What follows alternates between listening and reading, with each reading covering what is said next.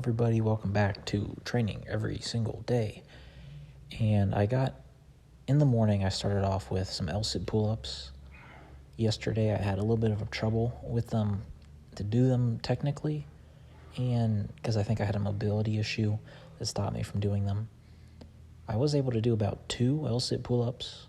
These were a lot harder than they used to be. I used to be able to do, at least like 5 L-sit pull-ups. But now I can only seem to do like sets of 2, which is okay. I still will be building some strength, some core strength, along with some strength in the pulling musculature, and it does give a nice stretch into the shoulders. I also did some still on the power rack, working with some weights, doing some calf raises, just for some muscle size is the main reason I do them. And it's just convenient because it's right there. When I do the pull-ups, I do some calf raises, all pretty nice. Overall, today was a pretty good day of training.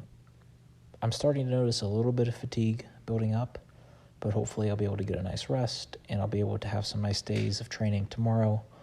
Hopefully I'll do a little bit more hand balancing. I might even try to get back into some power movements. Eventually try to get back into the middle splits. In the next couple days, I'll resume training then. I'll test out the waters with some power movements tomorrow, and then I'll go from there. So if you guys are enjoying any of this or get any inspiration to move and improve, check out this outside bit right here. A lot of running backwards. Make sure to leave a like, make sure to comment, make sure to subscribe on the video. Running backwards is very good for developing the musculature in balance for running forwards or walking forwards, pain-free and efficiently. It works the antagonist muscles, so it just gives you a very strong base of support so that you can continue to move forwards pain-free, effortlessly. I did backwards running, side-to-side running, just to fortify it, just to get the whole body used to moving on the legs, moving forwards, moving backwards, moving side to side. All of these ranges of motion kind of develop everything, the tendons, the muscles, the joints, the fascia, the skin, everything just very gently.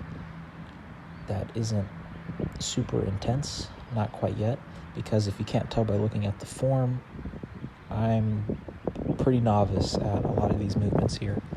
I'm not having the best coordination or the best efficient movements here when it comes to running on my feet, but a little bit at a time I'll be making progress more and more.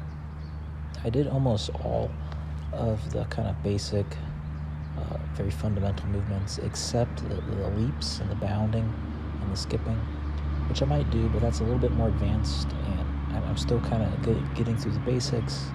I'm enjoying this. Really does work my heart and lungs. I get a good cardio workout when I do this outside movements. So I'm still just getting a lot of benefits from doing kind of the easy stuff, and hopefully I'll be able to get into some more advanced movements later on down the road. Some core work here, working the abs with some L-sit work. I can only really do what I'm doing here is pretty much till failure. So I did a couple lifts side to side, and then I go for a hold. It was okay. I was a little bit fatigued from the side-to-side ones, but what you gonna do? If you look at the squirrel cam, if you look at in the top right corner, top left corner, there's also a squirrel digging for a nut. Must have hid some nuts. Thought it was pretty cute. So squirrel cam is over. Back into some L-sit pull-ups. I think I just did 2. 2 seems to be the limit right now, but I will try to continue to build up the pulling strength, the core strength. Outside here, doing a little bit of pump work.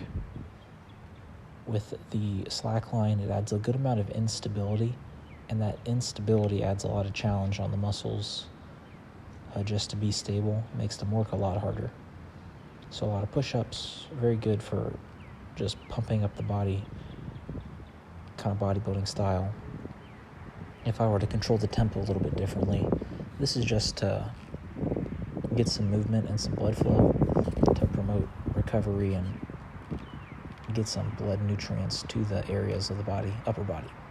Then I get into a pretty fun movement, the slackline. It was pretty windy, and I only was able to get one cross on the slackline. Then I fell off. And that was all I did for the day.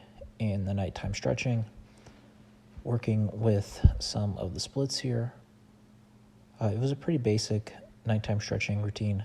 I just did the splits, front splits, both sides, and then some bridging, as well as a little bit of a butterfly stretch, Taylor's pose. Those are some of this is what I would consider like a bare bones stretch, where I do the prime movers, the hips and the shoulders with the bridge and the splits, and then just one kind of exploratory movement, which for me was the butterfly stretch, just to work on that thing that whatever it is for you. For me, it's a butterfly stretch. For you, it might be something else, maybe working into a squat or whatever. You can regress all of these movements down to your level.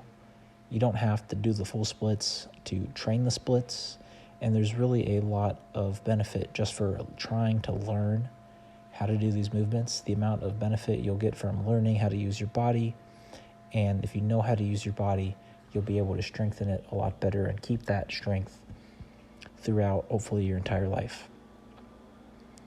So I'd say the bare minimum for a nighttime stretch is stretch out the hips, the shoulders, and then just one kind of movement that really challenges your ability to learn. The one thing that you're the worst at, trying to learn the most. And for me, that's this butterfly stretch, Taylor's pose. So stretch at night, it's the best time because you'll be limber in the morning more than if you didn't stretch. And you're often more prone to be injured because your muscles are really loose and already stretched out, not really stable, as stable as if you didn't stretch. So it's best to do it at night, and then that injury prevention or that proneness to injury that you get from stretching out the muscles is followed by a safe activity like sleeping. So make sure to leave any comments if you guys think I should be doing something or doing something wrong. Or especially if you have any tips for the butterfly stretch, because I really feel stuck in that position. I'm probably going to make progress just by brute forcing it, by just doing a lot of it. But if you guys have any tips on that, specifically that butterfly position, Taylor's pose, let me know. And don't forget to train your shoulders, very mobile joint of the body. Actually, the most mobility out of any joint in the body is through the shoulders. So you should be taking a lot of time to explore what it can do so that no one part of your shoulder gets locked up, and then you lose the ability to put your hands over your head, lose the ability to straighten out your arms. That's it. Bye-bye.